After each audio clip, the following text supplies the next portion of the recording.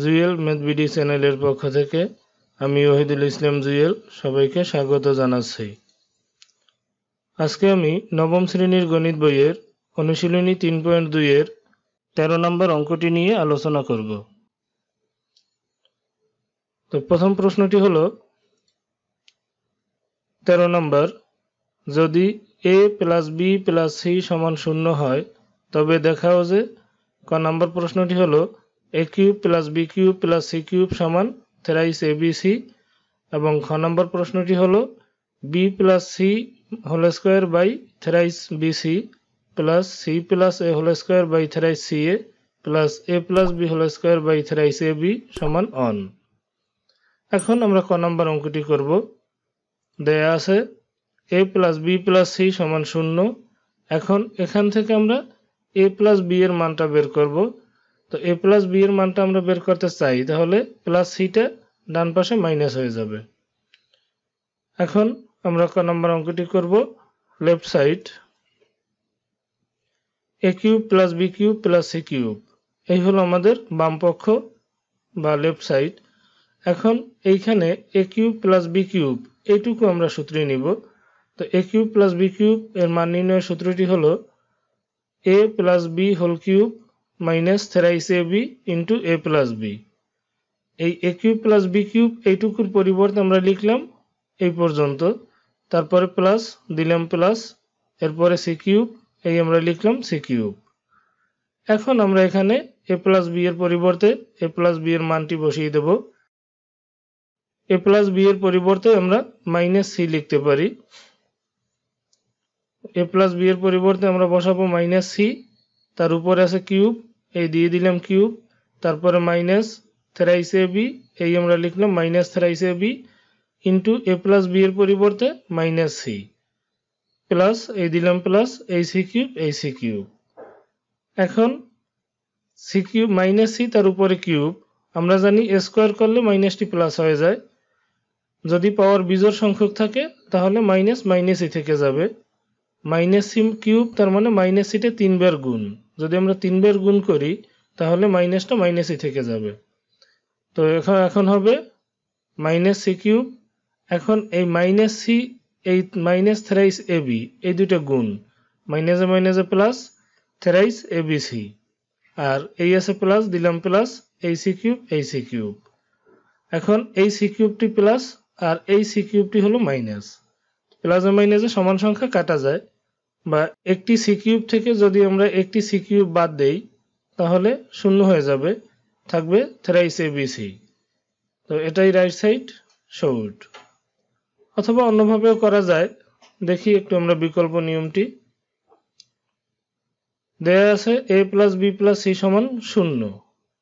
এখন এখানেও আমরা ab এর মান বের করব, সেটা মাইনাস করে আমরা ডান পাশে দিয়ে দেব, বা a + b সমান এই প্লাস সিটা আছে বাম পাশে, এখন আমরা নিয়ে গেলাম সমান চিহ্নের ডান পাশে, এজন্য -c হয়ে গেল। এখন উভয় পক্ষে আমরা ঘন করব। তো এখন a + b তার উপরে দিয়ে দিলাম কিউব, তার মানে a + b³ সমান -c তার উপরেও দিয়ে দিলাম কিউব, তার মানে উভয় পক্ষে আমরা ঘন করলাম। এটি থার্ড ব্র্যাকেট দিয়ে সামনে লিখে দিলে ভালো হয় সাইড নোট আকারে, উভয় পক্ষকে ঘন করে, তাহলে বুঝতে সুবিধা হবে। এখন আমরা সূত্রে নেব a + b³ এর সূত্রটি কি? a³ + b³ + 3ab into a + b, তারপরে সমান এই দিলাম সমান -c³ তার মানে -c³, যেহেতু মাইনাসটি কিউব করলে -c থাকবে, এজন্য -c³ থাকবে।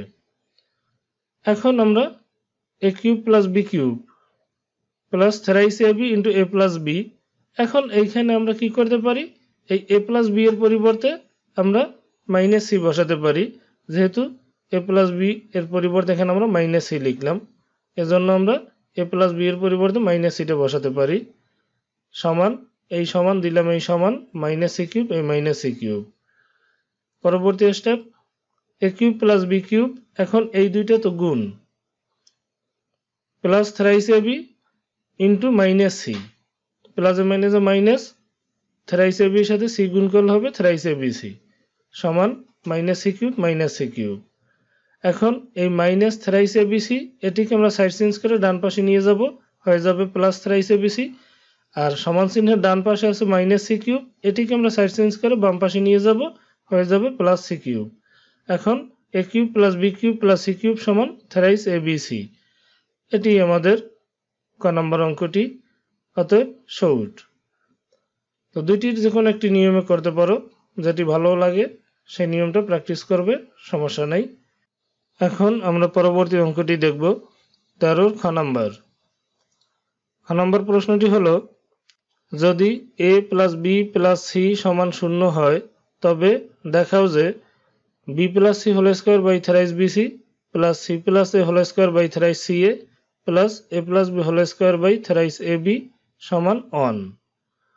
তো এখন দেয়া আছে a plus b plus c সমান 0। এখন a প্লাস বি এর মান বের করব, এই সিটা মাইনাস হয়ে ডান পাশে চলে যাবে। এখানে বি প্লাস সি এর মান বের করতে হবে, সি প্লাস এর মান বের করতে হবে, এ প্লাস বি এর মানটা বের করতে হবে। এখন আমরা এ প্লাস বি সমান বের করলাম মাইনাস সি, তারপরে আমরা বি প্লাস সি এর মানটা বের করব, তাহলে এই এটা বাম পাশে মাইনাস হয়ে যাবে। এরপরে সি আর এর মানটা বের করব, বিটা বাম পাশে মাইনাস হয়ে যাবে। এখন left side b plus c whole square by thrice bc plus c plus a whole square by thrice c a plus a plus B whole square by thrice A b. এখন এই B plus C এর পরিবর্তে আমরা এই B plus C এর মানটি বসিয়ে দেব minus এ, এরপরে সি প্লাস এর পরিবর্তে তার মান, এ প্লাস বি এর পরিবর্তে আমরা মান বসিয়ে দেব। এখন এই বি প্লাস সি তার পরিবর্তে মাইনাস এ, তার উপরে আছে স্কয়ার, দিলাম স্কয়ার, এরপরে নিচে থ্রাইস বিসি লিখলাম থ্রাইস বিসি, তারপরে প্লাস দিলাম প্লাস সি প্লাস এ, এই সি প্লাস এর পরিবর্তে আমরা বসাতে পারি মাইনাস বি, এই বসালাম মাইনাস বি, উপরে আছে স্কয়ার, দিলাম স্কয়ার, এরপরে বাই থ্রাইস সি এ লিখলাম থ্রাইস সি এ, তারপরে প্লাস দিলাম প্লাস এ প্লাস বি, এই এ প্লাস বি এর পরিবর্তে আমরা বসাতে পারি মাইনাস সি, এই বসালাম মাইনাস সি, তার উপরে আছে স্কয়ার, দিলাম square by thrice A b. এখন মাইনাসে তার উপর আছে স্কয়ার, স্কয়ার করলে মাইনাসটি প্লাস হয়ে যাবে, কারণ মাইনাসে স্কয়ার তার মানে মাইনাসে ইন্টু মাইনাসে, মাইনাসে এবং মাইনাসে যদি গুণ করি তাহলে মাইনাসে মাইনাসে প্লাস, আর এ ইন্টু এ সমান এ স্কয়ার।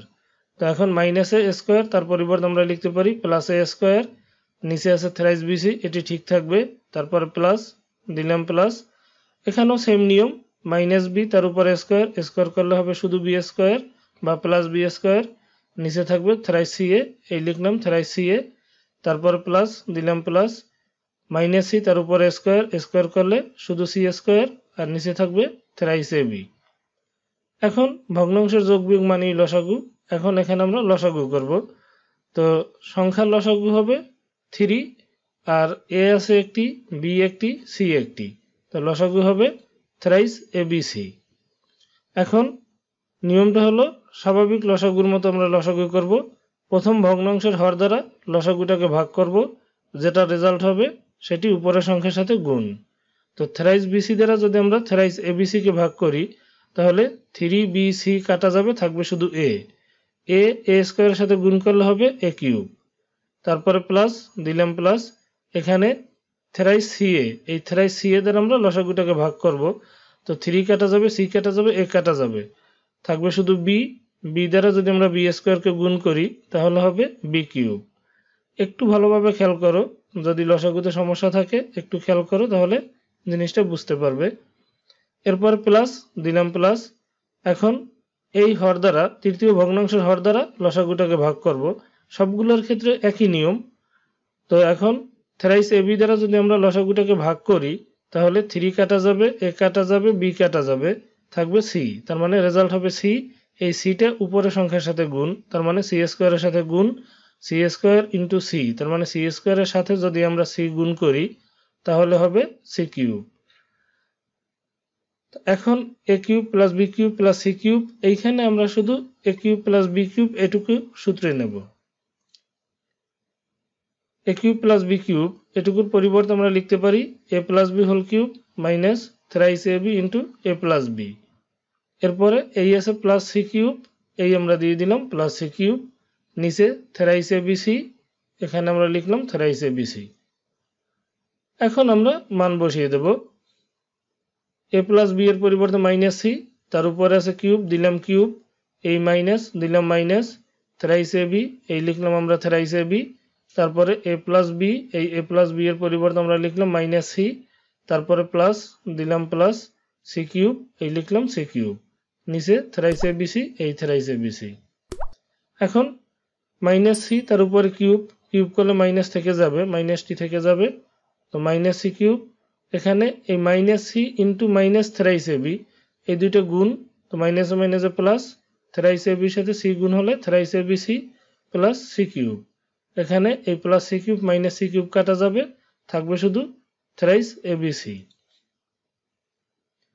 তো এখন উপরে থ্রাইস এ বি সি, নিচেও আছে থ্রাইস এ বি সি, সমান সংখ্যা ভাগ করলে রেজাল্ট হবে 1। এটাই আমাদের রাইট সাইড, অতএব রাইট সাইড সৌড। এখানে এই লাইনটার পরে আমরা সরাসরি এখানে আসতে পারি, এর কারণ আমরা ক নম্বরে A cube plus B cube plus C কিউবের পরিবর্তে পেয়েছিলাম থ্রাইস এ বি সি।